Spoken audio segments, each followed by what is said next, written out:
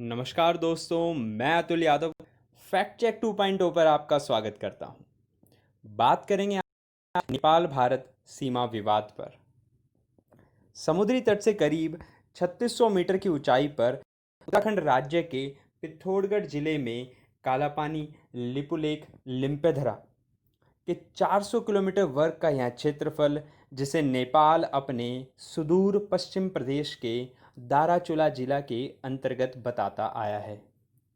हाल ही में नेपाल ने अपने देश का एक नया भौगोलिक मानचित्र पेश किया, जिसमें इन्होंने भारत के इस क्षेत्र को अपना दिखाया है। इस विवाद के हर पहलू को जानने के लिए आइए मैं आपको इतिहास की ओर लिए चलता हूँ। बात है 18वीं शताब्दी की। शाह वंश के पृथ्वीनारायण शाह, जो कि गोरखा साम्राज्य के अंतिम शासक थे और भारतीय उपमहाद्वीप के नेपाल साम्राज्य के पहले सम्राट। जी हाँ, गोरखा साम्राज्य से नेपाल साम्राज्य के सम्राट होने तक का यह सफ़र उनकी अखंड नेपाल की महत्वाकांक्षा पर टिका था। 19 साल की उम्र में पिता की मृत्यु के बाद इन्होंने गोरखा साम्राज्य संभाला और अखंड नेपाल के सपने को लिए इन्होंने 1744 में नुआकोत, 1763 में मकवानपुर, 1765 में कीर्तिपुर और 1767 में भड़गांव जैसे क्षेत्रों को जीतकर एक अखंड नेपाल बनाने का सपने की अपनी नींव रखी। नेपाल साम्राज्य के लिए काठमांडू को राजधानी चुना। 18वीं शताब्दी के दूसरे दशक तक भारत के अंदर ईस्ट इंडिया कंपनी ने एक दुर्जय हासिल कर ली थी और मद्रास, कलकत्ता और बॉम्बे में अपने मुख्य ठिकानों को मजबूत कर लिया था।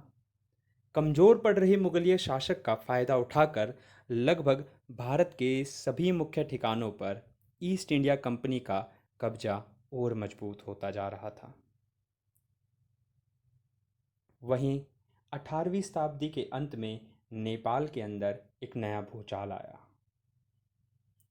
वहाँ के राजा राणा बहादुर शाह की अकाल मृत्यु की वजह से उनके 2 वर्ष के पुत्र गिरधर युद्धा विक्रम शाह को राजगद्दी पर बैठाया गया।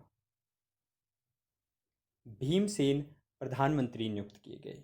जी हाँ, जो चित्र में आपको दिख रहे हैं ये हैं भीमसेन थापा। इन्होंने पृथ्वीनारायण शाह के अखंड नेपाल के सपने को पूरा किया।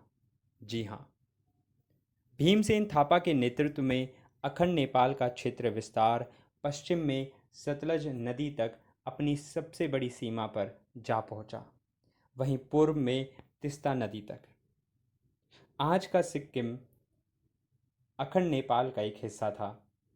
आज का कांगड़ा, मांडी, शिमला, देहरादून, गढ़वाल, कुमाऊं, अल्मोड़ा, यह सब अखंड नेपाल के हिस्से में आता था। वहीं 19वीं शताब्दी की शुरुआत में ईस्ट इंडिया कंपनी ने अवध से उत्तर की ओर अपने प्रदेशों का विस्तार करना शुरू किया।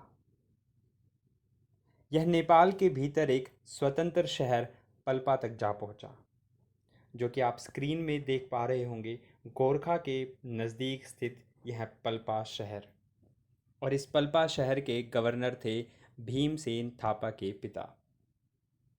इसके बाद दोनों शक्तियों के बीच एक सीमा विवाद उत्पन्न हुआ।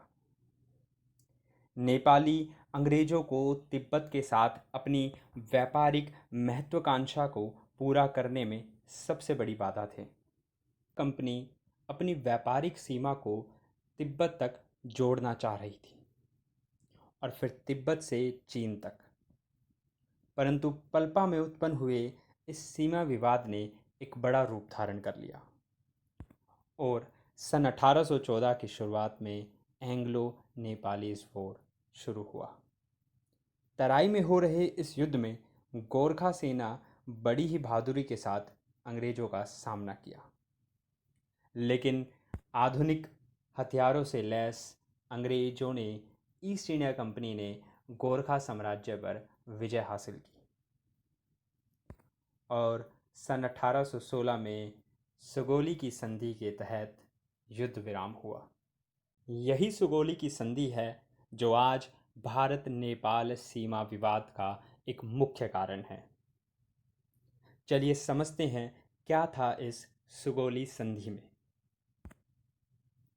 देखिए, युद्ध विराम होने के बाद करीब नेपाल, जो अखंड नेपाल था, उसका 1/3 हिस्सा ईस्ट इंडिया कंपनी के कब्जे में था। जो कि आप देख देख पा रहे होंगे, सिरमौर, गढ़वाल, देहरादून, कुमाऊं, सिक्किम, मोरंग और ये तराई का क्षेत्र, यह सब ईस्ट इंडिया कंपनी के अंतर्गत आ गया। और नेपाल सिर्फ अपने 1/3 हिस्से के साथ आज की सीमाओं में सिमट कर रह गया।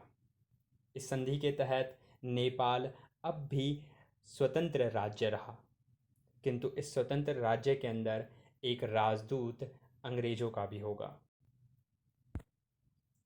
इसी संधि के जो 5वां आर्टिकल है, वो ये कहता है कि जो राजा है नेपाल का, वो रिनाउंस करता है from himself, his heirs and successors all claim to our connection with countries lying to the west of the river Kali. इस रिवर काली को वेस्टर्न बॉर्डर नेपाल का घोषित कर दिया गया, परंतु विवाद काली नदी के उद्गम स्थल पर है कि आखिर काली नदी का उद्गम स्थल क्या है। नेपाल की माने तो वो ये कहता आया है कि लिम्फोदरा काली नदी का उद्गम स्थल है, और अगर लिम्फोदरा को काली नदी का उद्गम स्थल मानेंगे तो यह पूरा जो गहरा नीला क्षेत्र है वो नेपाल के सीमा क्षेत्र में आएगा। किंतु भारत ये मानता है कि उद्गम स्थल लिपु लेक है, और यही लिपु लेक से गुजरती हुई काली नदी काला पानी में आ मिली, और इसी वजह से इस क्षेत्र का नाम काला पानी पड़ा। और यह पूरा गहरा नीला क्षेत्र भारतीय सीमा के अंतर्गत आता है। इस पूरे विवाद के हर पहलू को हम जानेंगे हमारी अगली वीडियो के अंदर। Thanks for watching. Don't forget to subscribe our channel, comment share like करना ना भूलें, और अगर आपको ये वीडियो पसंद आई तो अपने दोस्तों के साथ साझा करें।